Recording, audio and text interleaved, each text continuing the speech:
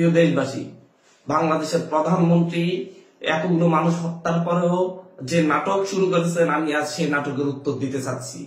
উনি গতকালকে বলেছেন, খুব আফসোস করে বলেছেন, এতগুলো মানুষ মারা গেল, এর দায় কার? আমরা ছাত্র সমাজ স্পষ্টভাবে বলতে চাচ্ছি, এর দায় একমাত্র আপনার, প্রধানমন্ত্রী একমাত্র আপনার।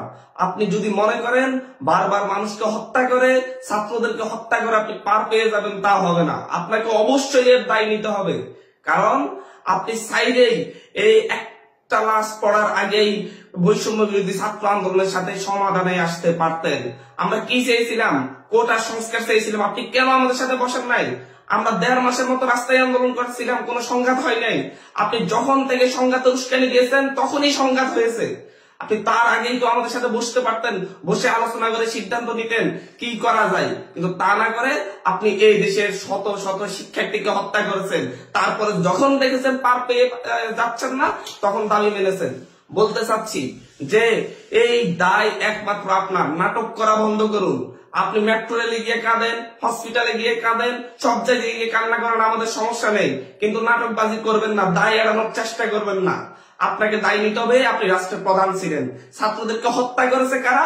আপনার পুলিশ বাহিনী। শিক্ষার্থীদেরকে হত্যা করেছে আপনার র্যাব বাহিনী। শিক্ষার্থীদের উপর হেলিকপ্টারের গুলি চালিয়েছে আপনার র্যাব বাহিনী, আপনার বিজিবি।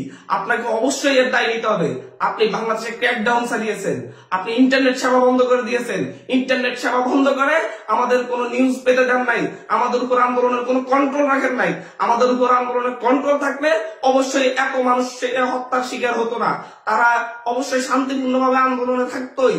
কিন্তু আপনি তা করেন নাই। ইন্টারনেট বন্ধ করে দিয়ে গণহত্যা চালিয়েছেন। এর জন্য আপনাকে দায় নিতেই হবে, অবশ্যই নিতে হবে। আজকে আবার ইন্টারনেট বন্ধ করেছেন। আজকে যদি আর একটা গুলি চলে, মাননীয় প্রধানমন্ত্রী ওই গণভবন আর আপনার থাকবে না।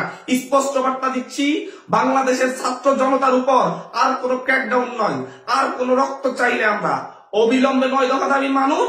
তারপরে আমরা রাজপথ থেকে সরে যাব, রাজপথ থেকে ফিরে যাব।